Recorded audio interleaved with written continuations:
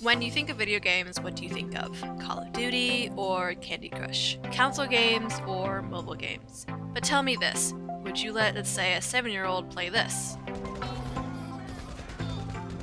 Or this? Or would you prefer this? Well, granted, each of these games are rated M for mature, 17 and up, so the chances of a 7-year-old getting their hands on them is rare, unless you're me and buy your brother who's 10 this. Now, I know what you're thinking. Why am I exposing such a young child to a game that focused on killing your opponents with swords, and there's blood everywhere, and there's yelling and screaming? I would even let my brother play this. Yes, it's violent. Yes, it may be deemed inappropriate for some children. But the reality is, my brother is smart enough, like most children his age, to distinguish fantasy from reality.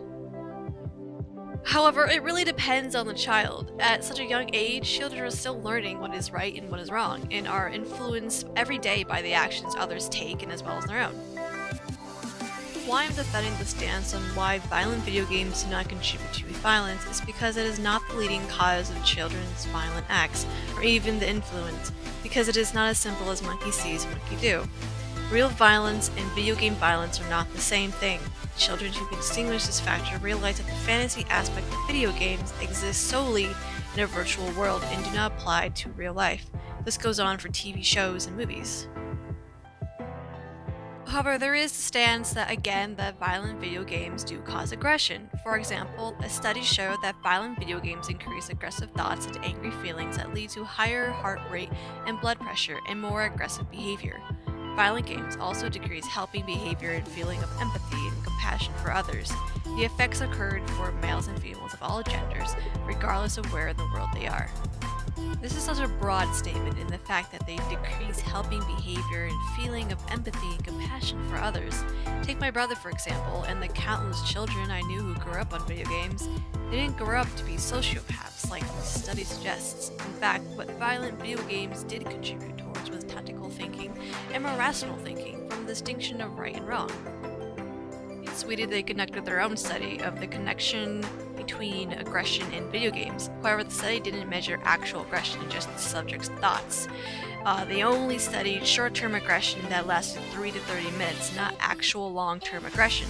However, the cross-section studies connecting aggression with video games were also flawed because of the factors of the person's mental health, family matters, and self-esteem were factored in.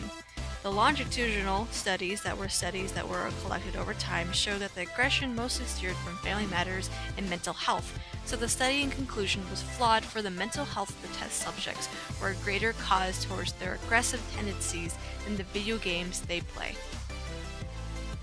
In conclusion, studying this connection with violence and aggression that video games may or may not provoke is a harder study to control because of the subject's pre-existing mental health and environmental factors.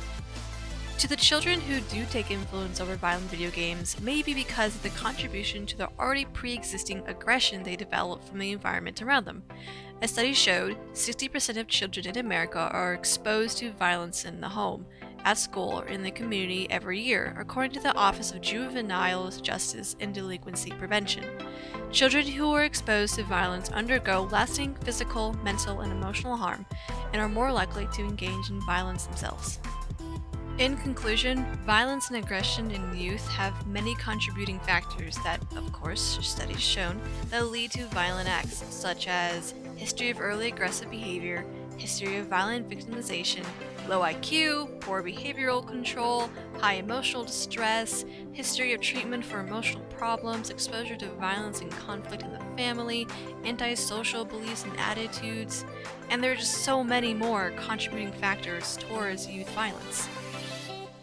This study truly depends on the child's mental capabilities and how they handle fantasy violence in any form of media, not just video games. But the question for me is why expose my little brother to a violent game like For Honor that you are seeing now. Simple, it's fantasy violence that a young child can control with their capable minds to distinguish what is fake and what can never be applied to real life. Now, for example, GTA is a game I will not expose a young child to because of the real-life fantasy it shows within its games. With strip clubs, hookers, swearing, killing civilians, and realistic graphic content that reflects on this day and age, I cannot see a 10-year-old playing this. There is a difference between shooting aliens and killing simulated civilians in video games and its context and story that presides within the game worlds. Yes, parents should be more considerate on what games they expose their children to, but know that the connections between your child's behavior will not be influenced by the video games they play.